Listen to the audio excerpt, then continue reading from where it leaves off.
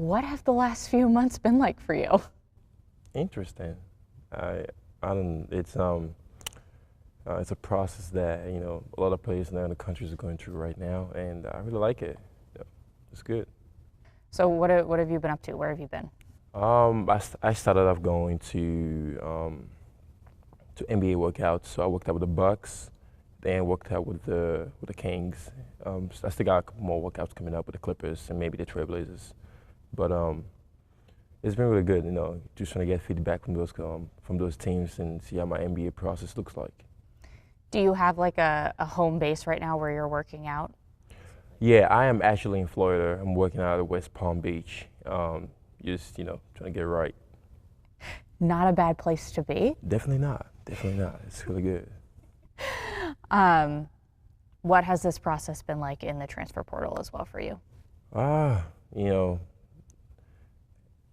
It's great. Like sometimes you just gotta understand where you at with basketball itself. So going through the process, it's something I really I gotta look into and just understand where I'm at. Take me through the timeline of making your decisions, because I know you originally announced for the NBA and then you went and decided to go into the transfer portal, and I feel like normally those two decisions kind of come together. So why did you decide, what was kind of the thought process of making those two decisions separately? So trying to make my decisions about NBA and the transfer portal, I feel like trying to talk about the NBA, you don't want to involve the transfer portal. That's a whole separate thing. This is not, you can't put both of them at the same time trying to announce it. So I had to separate it to see, to have a different kind of audience to it. Mm-hmm. So when you made the decision to go into to declare for the NBA, you also knew that you were going to go into the transfer portal. You just decided to separate out those decisions. Yeah. Okay. Obviously, the Rothstein tweet comes out with all those schools. What just kind of take me through what that day was like for you. That was crazy. That was not supposed to happen. That was a whole misinformation from both sides, right? So he hit me up and he told me about he wants to get some information about the transfer portal and what schools and talking to me. So this is like the first couple of weeks where I started getting offers from different schools, and so there were like close to 140 schools contacting me, and I didn't want to say 140 schools that these are the schools trying to get me to come to the team. So I just told them these are the schools that look appealing. Like I'm not trying to go there. It was a whole scenario that shouldn't happen.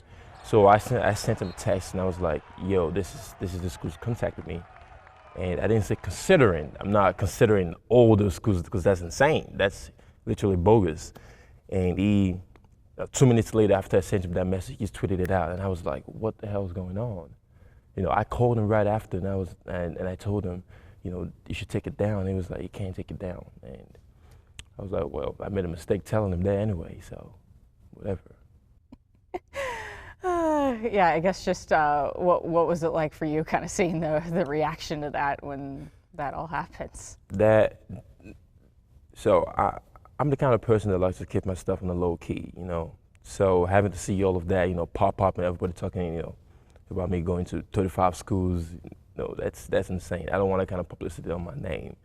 So for the first couple of days, I was like, really, I wouldn't say afraid, more like, I don't know what to say about that, but more like, I'm thinking about it like too much. I don't want, my name to be out there because it kind of sounded negative. So I don't want that. And it's already out there and I try to take it down, but, it's a mistake I made and I'm not trying to make that kind of mistake again. I learned my lesson. You live and you learn. Okay, so you said 140 schools reached out to you. Yeah. Just how crazy was that? My phone was blowing up the minute I put my name in the portal. It was 5 minutes later, I probably get 10 calls.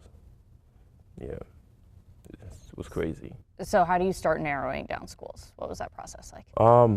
It's more about who's more interested. I don't care about your facility. I don't care about your name. I don't care about who you played or where you guys went to in the national championship. It's just who really care about me, who wants me, who needs me the most. So that was the main thought process when I was going through all of that. Some colleges would text you and say, "Oh, we want you to be there," and then you don't reply them because I am not good at replying messages, so I don't reply them, and I want to see if the interest is like really good. So I would not reply for a week or two. So if they don't reply me back, and I'd be like, these guys are not serious.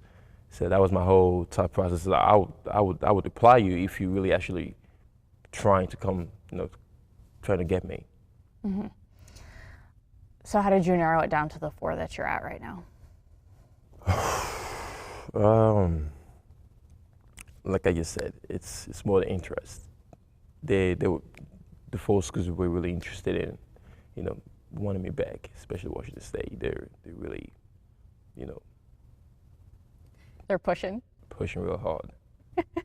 What's their pitch to you? I would say they feel like this is the right place for me. That they, obviously Pullman is the place I've been for 2 years. I know the coach. I love the coach. I love the people here. And although it's a small town, it's a lovely place to be. Everybody knows you. Everybody loves you here. So all of that, just being here, I think it's something to think about.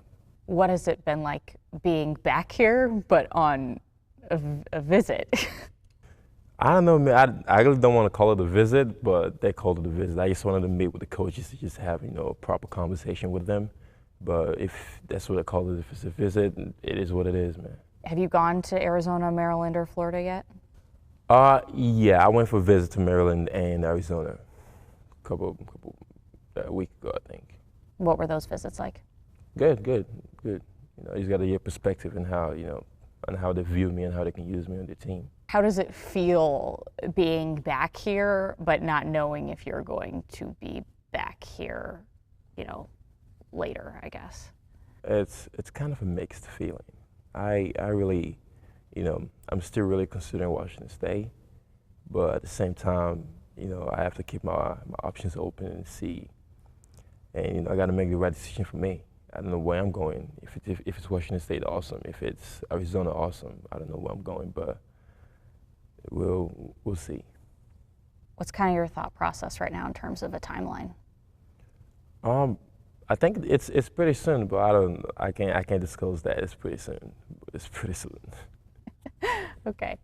I know that like the NIL stuff is kind of weird with you since you're international. Just how do you kind of navigate that?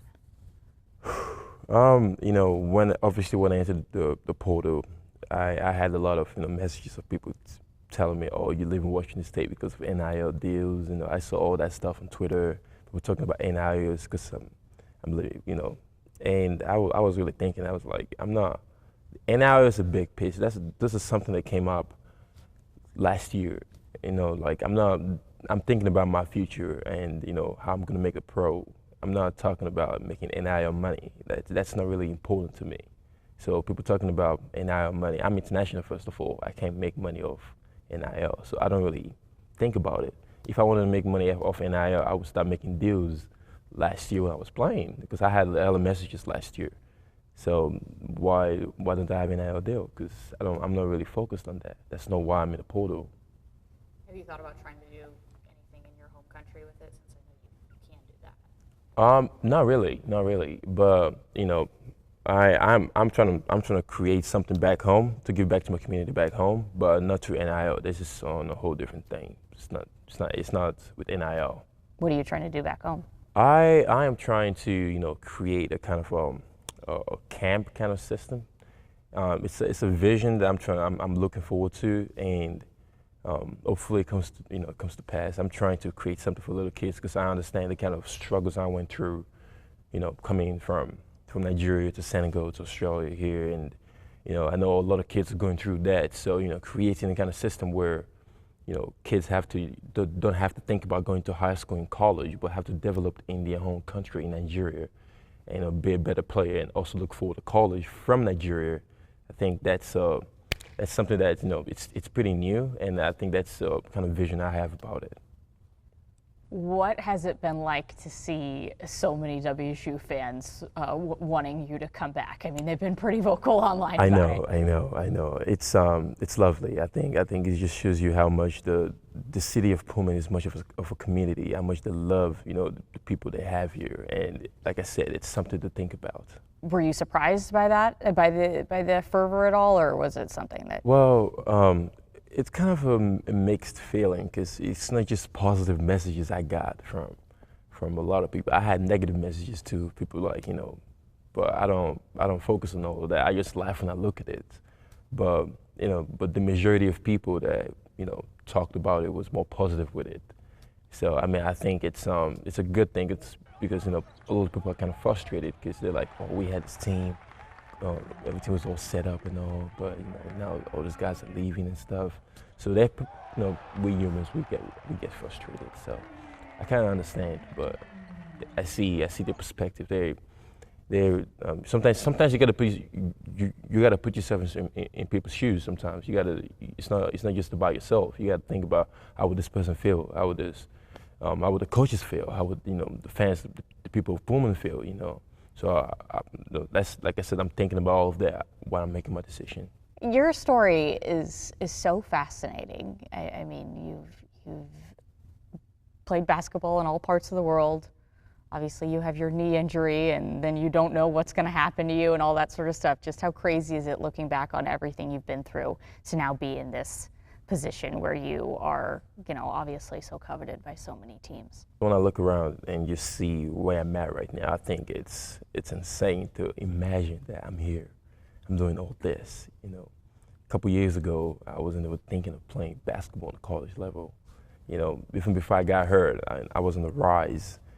I was one of the best 15-year-olds in the world probably, and I got hurt and I just went downhill. Nobody knew about me. And, it took me 2.5 years to get better, and I did. And I'm playing college basketball, and, I'm here right now, and I look back, and I'm thinking about, I feel like it's a blessing to just, have all this. It's not every day you have it, you got to cherish it. Do you factor in when you're making your decision that WSU kind of grabbed you out of nowhere and now you're here? Sure. I think,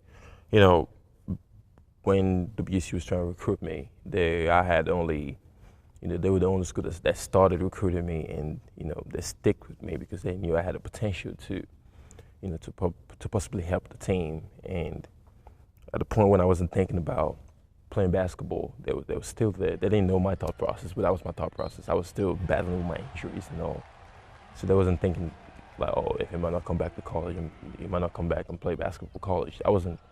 So when I got healthy and I saw I have an opportunity to play basketball, Washington State was there. They stood behind me. They wanted to accept me. Although there were a couple schools that wanted me, there was not as serious as Washington State. So having that opportunity to play here and just be here, it's fascinating to just think about it. What do you envision? Where do you envision your game growing and your role in an offense going forward? I feel like I'm a player that is really gifted potentially when it comes to like my skills. Obviously everybody knows I'm really athletic, but nobody knows how I can stretch the floor. That's something I need to exhibit. That's something that I need to show if I want to make the next level, because the next level is all about if you're a big man, how can you space the floor? How can you shoot from deep? So I'm trying to incorporate all that into my game, and that is one of the things that I'm thinking about when as I'm in a transfer portal. I'm telling everybody, like, play development is what I need. Like, everybody got to pitch in. If you want me, you got to be just be able to develop me. So you want to be able to shoot the three more. That's one of the things you want. Not just the three. I'm not a driller from the 3-point line. I'm not that kind of player. It's more about freedom. You don't want to get limited to your skills. Were you thinking about going into the portal and doing this process before the season ended, or it just kind of appeared? Not really. It's I was just after the season ended, I was just thinking about what I need to get better at, what see my options, and understand where I'm at with my game. You know, I don't want to get, you know, stuck in one place. Sometimes you got to understand that this is about, you know, about you. Sometimes yes, you're on the team, but you got to think about your future. I am not an American. I didn't come to this country, you know. I came here looking for opportunities, and I'm trying to find opportunity. What have you learned the most through this process? I think something players need to understand while playing the sport. You know, I go to every I listen to every school trying to get in contact with me. You know, they all talk bad about other schools. They all say, "Oh, Washington State is in Pullman. Nobody lives in Pullman." They say all kind of crazy stuff. They're like, Washington State hasn't gone anywhere in years. You know, we've done this, we've done that. We're playing the best conference. And all of that is a big, you know, red flag to me. You know, you bashing other teams just to make you look good. That is not good. You're not, you know, you're trying to get a player from another team. I think that's not good. And as players, we're gonna understand our worth sometimes. Sometimes we forget that this sport we're playing, we don't play forever. Especially for me, I'm hurt. You know, I'm not hurt right now, but like I was hurt. So like my history is, you know, I gotta pick a decision that's best for me sometimes. You know, so. So basically what you're saying is that you've learned a little bit more about the dog-eat-dog nature of college basketball. Oh yes. Everybody is it's insane. It's a business out there, man. It's everybody just wants what's best for them. They will tell you every kind of promises they want to tell you, every kind of thing they want to tell you, just try to get you there. Then at the end of the day, they just want you because they want you there because of your name. What has the process been like, you know, getting that taste of the NBA a little bit? Great. I think it's something every player should look towards to. You know, like see where you're at with the draft, with your draft stock, and trying to understand where you're at with NBA teams and what they want you to get better at. So I went to the Bucks. They were like, work on your fundamentals. You already got the gift defensively. You just got to work on your offensive game. Same thing the Kings said, and you know, that's something that wherever I go next year, that's something I'm looking forward to. I'm trying to exhibit all of this and still keep my strengths of how I played before and trying to be a dominant player that I can be. Do you feel like NBA scouts are honest with you right now where you're at in your game? I think so. I think I don't see no reasons why NBA scouts would lie to you, because they're gonna invest a lot of money even if they want you on the team. So they think you got the talent. They just want to tell you what to work on so that they can, you know, see you as a potential player on their team for the next couple of years. Are you hopeful that this next year is your last year in college basketball? Yeah. Hopefully, first of all, I got to see how the process works with the NBA. Yeah. So after that, then I'll make my decision. Obviously, you have WSU as one of your Final Four. So is it nice to at least have one school where you know for certain, you know, what they are about and what they can and maybe can't do? For sure. That's why there's something my guardian actually told me, Olumide Adeji. He told me that you don't burn bridges, you always want to build bridges. And you know, Washington has been a home for me for the past 2 years, and I can't leave Washington State on a bad note. You know, even if I'm leaving Washington State, if I'm coming back, awesome. But that's a decision to be made later. But I don't want to leave here, whatever decision I make, I don't want to leave here and have everybody just, you know, be like, oh, if he left Washington State, he hates us. What's kind of your message for WSU fans, regardless of if you stay or go? I just want to say this is always going to be home for me. I would always be a Coug for life. That's something I started here. WSU took a chance on me when I had, you know, nobody to start with, and I always want the fans to understand when I come back here, this is, you know, I will always support Washington State no matter what. It doesn't matter where I go. If I come back to Washington State, like I said, awesome. But it doesn't matter where I go. I want to come back here and be, you know, like understood that I'm still a Cougar no matter what.